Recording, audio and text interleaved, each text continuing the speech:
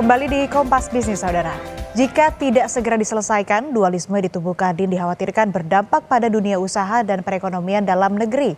Tidak hanya berperan sebagai forum komunikasi dan memfasilitasi kerjasama di antara pelaku usaha, Kadin juga merupakan wadah komunikasi pelaku usaha dan pemerintah untuk menentukan kebijakan di sektor ekonomi. Lebih lengkap, kita akan bahas bersama Kepala Ekonom Bank Permata, Joshua Pardede. Selamat pagi, Mas Joshua, apa kabar? Selamat pagi Asri, kabar baik. Mas, dalam konteks tidak memihak Anin atau Arsyad, kita memihak pada kepentingan Indonesia, yaitu menarik investasi ke eksternal atau asing. Jika dualisme ini tidak selesai dengan cepat, lalu apa dampaknya terhadap persepsi investor asing? Mengingat selama ini banyak mediasi dengan asing yang difasilitasi oleh Kadin, misalnya Forum B20. Ya, tentu kami melihat bahwa peran Kadin itu besar sekali dalam hal mediasi dan juga advokasi ya terkait dengan kebijakan pemerintah dan juga komunikasi dengan pengusaha dan juga antar pengusaha lainnya.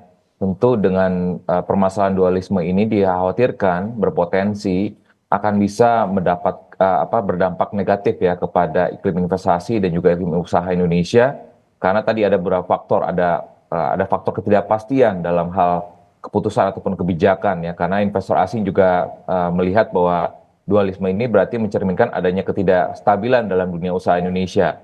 Yang kedua berikutnya pun juga akan bisa muncul pertanyaan besar dari investor asing terkait dengan pertanyaan terkait dengan Kadin, apakah dengan kondisi tersebut ini apakah dapat berfungsi efektif ya sebagai mitra pemerintah. Yang keduanya juga saya pikir kepercayaan investor terhadap mediasi yang dilakukan oleh Kadin pun juga ini akan berpengaruh juga ya, karena tadi juga disebutkan bahwa melalui forum B20 misalkan peran Kadin itu besar sekali dalam hal dalam hal terkait dengan mediasi dengan investor asing. Tentunya kita tahu bahwa dengan kondisi dualisme ini bisa berpotensi tadi bisa menghambat investasi asing khususnya masuk ke Indonesia. Dan yang berikutnya pada akhirnya ini akan memberikan berpotensi ya berdampak ataupun memberikan pesan negatif ya kepada stabilitas usaha di Indonesia, karena kalau situasi ini berkepanjangan ini akan bisa terbentuk persepsi bahwa bahwa ya kondisi ekonomi Indonesia kita tahu seperti saat ini kondisi globalnya tidak sedang baik-baik saja, tentunya dengan adanya permasalahan yang sudah ada saat ini dan ditambah lagi dengan isu dualisme di Kadin ini tentunya akan bisa berdampak tidak baik ya pada kondisi industri usaha Indonesia. Oke, itu dampak terhadap persepsi investor asing. Kalau kita bahas soal investor dalam negeri, Kadin kan memiliki peran penting ini sebagai mitra pemerintah dalam pembangunan, yakni menjadi kepanjangan aspirasi dari para pelaku usaha. Akibat dualisme ini, aspirasi pelaku usaha kan tidak bisa disampaikan dengan lancar ke pemerintah seperti yang tadi Mas Joshua sebutkan. Di dalam konteks ini, bagaimana dampaknya? Mengingat ini kan masa transisi pemerintahan juga dari Jokowi ke pemerintahan Prabowo. Iya, ya sangat disayangkan ya kalau kita lihat ini masa transisi ini tentunya perlu kita manfaatkan momentumnya untuk melakukan konsolidasi dan juga bagaimana melakukan langkah kerja nyata ya dalam 5 tahun ke depan. Dan kalau kita mendengar pun juga Kadin saat ini sedang merancang white paper terkait dengan upaya pemerintah, mendukung upaya pemerintah untuk mencapai pertumbuhan 8% dalam 5 tahun mendatang. Dan tentunya dengan adanya isu tersebut ini akan bisa menghambat ya koordinasi antar pemerintah dan juga pemerintah transisi dengan pelaku usaha yang ada saat ini. Dan ya, karena tadi bahwa Kadin merupakan jembatan antara dunia usaha dan pemerintah.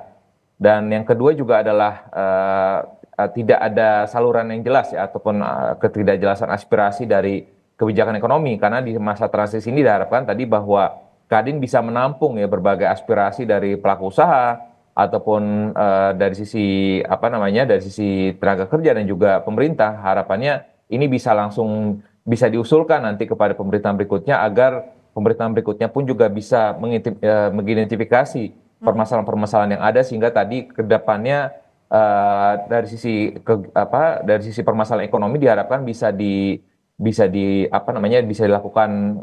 dilakukan implementasi kebijakan ekonomi yang lebih tepat sasaran. Yang tentunya tadi berkaitan juga dengan investasi asing ya, ini juga berkaitan juga dengan kepercayaan dunia usaha terkait dengan efektivitas dari Kadin itu sendiri, dan juga mungkin saya juga melihat adanya pengaruh juga terhadap proyek-proyek strategis ya, karena banyak proyek strategis pemerintah ini melibatkan kerjasama aktif antara dunia usaha dengan Kadin. Ya, artinya kalau Kadinnya sendiri saat ini sedang mengalami permasalahan, tentunya proyek-proyek strategis pun juga mungkin bisa bertahambat. Dan yang terakhir adalah tadi kerugian di masa transisi ini, karena di masa transisi tadi bahwa pemerintahan baru mempersiapkan menjalankan program-programnya dan butuh masukan dari Kadin, tentunya dengan adanya apa namanya permasalahan ini, jadi fokus Kadin pun juga akhirnya untuk menyampaikan aspirasi dari pelaku usaha pun juga jadi tidak optimal, sehingga dikhawatirkan ini akan menghambat ataupun memperlambat tadi kerja dari pemerintahan baru ke depannya untuk bisa mencapai pertumbuhan yang lebih tinggi lagi ke depannya. Oke, Mas Joshua, saya ingin bahas soal target investasi tahun depan yang di-set 1.900 triliun rupiah sampai dengan 2.000 triliun rupiah. Nah, ini apakah akan tercapai dengan mudah? Dan di luar masalah Kadin, apa sebetulnya sih tantangan terbesar di investasi di Indonesia? Ya, di luar masa Kadin, di luar isu Kadin pun juga target 1.900 sampai dengan 2.000 triliun ini bukan target yang mudah ya, karena kalau kita melihat permasalahan yang terjadi saat ini masih terjadi arus PHK di beberapa industri manufaktur, lalu juga terkait dengan ICOR Indonesia, Incremental Capital Output Ratio Indonesia, yang masih relatif tinggi, artinya efisiensi investasi di Indonesia ini masih kurang ya, artinya dibandingkan dengan negara-negara lain dengan ICOR yang relatif lebih rendah, artinya kita perlu bagaimana melakukan reformasi ya dalam hal ini, apa namanya peningkatan kualitas SDM, lalu juga bagaimana peningkatan produktivitas dari industri dan juga sektor-sektor ekonomi yang ada ini harus ditingkatkan ya, karena untuk mencapai target 1.900 triliun itu adalah suatu angka ataupun suatu target yang tidak mudah. Dan oleh sebab itu tadi bahwa ditambah lagi dengan isu dualisme ini tentunya akan bisa menambah lagi ya permasalahan terkait dengan tantangan yang ada ya, terkait dengan tadi masalah infrastruktur, lalu juga ada ketidakpastian ekonomi global, dan juga tadi berkaitan dengan tingkat daya saing dan juga produktivitas ya. Jadi kalau kita melihat bahwa dan juga investor pun juga masih menemukan ya terkait dengan birokrasi yang masih tumpang tindih ya. Note bahwa pemerintah sudah mengeluarkan Perpu Cipta Kerja di akhir 2022, namun peraturan pelaksana yang berkaitan dengan Perpu tersebut pun juga ini masih menjadi hal yang kekosongan yang ada ya, sehingga makanya ketidakpastian investasi pun juga akan menjadi pertanyaan ya, sehingga target 1.900 dan juga 2.000 triliun itu menjadi target yang cukup berat apabila ditambah lagi dengan kalau permasalahan dualisme di Kadin ini tidak diselesaikan dengan segera.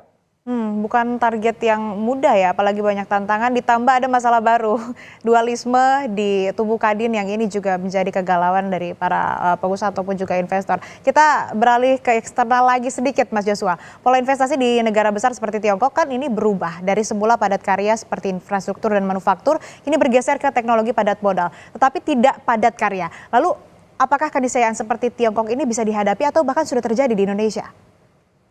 Ya, ini berkaitan juga dengan beberapa diskusi kita sebelumnya ya, berkaitan dengan pertumbuhan ekonomi Indonesia yang belum optimal ya. Dan artinya kalau investasi, kalau kita lihat belakangan ini kan terjadi investasi itu makin marak adalah investasi ke sektor-sektor yang padat modal ya, karena tadi ada masalah ketidakpastian dari sisi peraturan, lalu juga tumpang tindih antara peraturan pusat dan daerah, lalu juga dari sisi proses perizinan yang juga masih menjadi permasalahan juga ya, artinya investor pun juga akhirnya menarik diri ya untuk berinvestasi ke sektor-sektor yang padat karya ya, belum lagi juga permasalahan terkait dengan isu ketenaga kerjaan ya, jadi artinya sudah banyak permasalahan isu yang ditemukan oleh investor, dan pada akhirnya ini kita melihat bahwa tren investasi dalam mungkin 1 dekade terakhir ini sudah mulai terjadi shifting ya, investasi itu sudah makin marak masuk kepada sektor-sektor yang padat modal,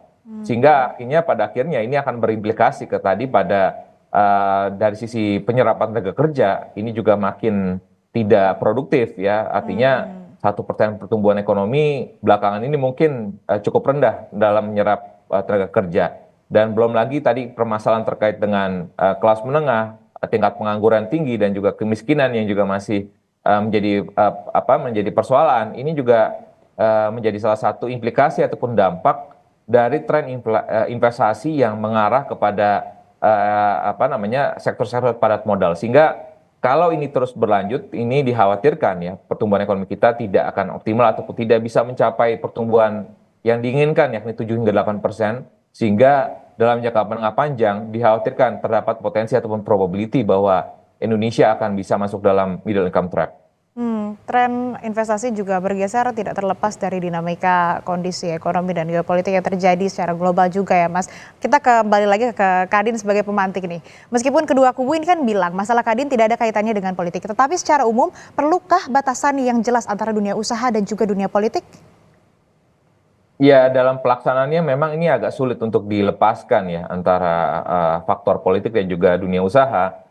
Karena sebagian para pelaku usaha pun juga memiliki latar belakang politik dan lain sebagainya gitu ya, sehingga diharapkan memang ke depannya kalau memang pihak-pihak yang memang berlatar belakang politik dan juga memiliki usaha di saat bersamaan, saya pikir memang diperlukan tadi adanya batas-batas yang jelas ya antara keperluan usaha ataupun keperluan bisnis dengan latar belakang politik yang ada gitu ya, sehingga diharapkan tadi kekisruhan seperti ini yang terjadi di Kadin ini adalah suatu lembaga independen ya, lembaga mitra strategis pemerintah yang independen.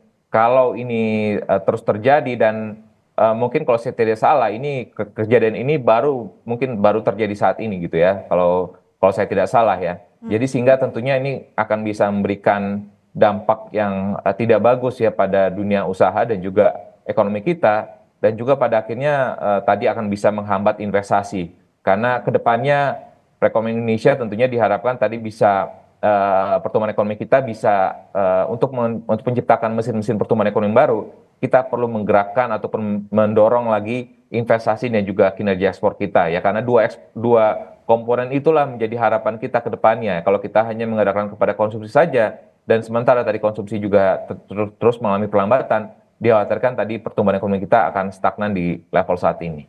Ya, kita harapkan dualisme di tubuh Kadin dan polemik-polemik lainnya juga segera terselesaikan supaya tidak mengganggu ataupun juga menggerus pertumbuhan ekonomi di Indonesia khususnya. Terima kasih Mas Joshua Pardede, Kepala Ekonom Bank Permata telah bergabung bersama kami di Kompas Bisnis. Sehat selalu.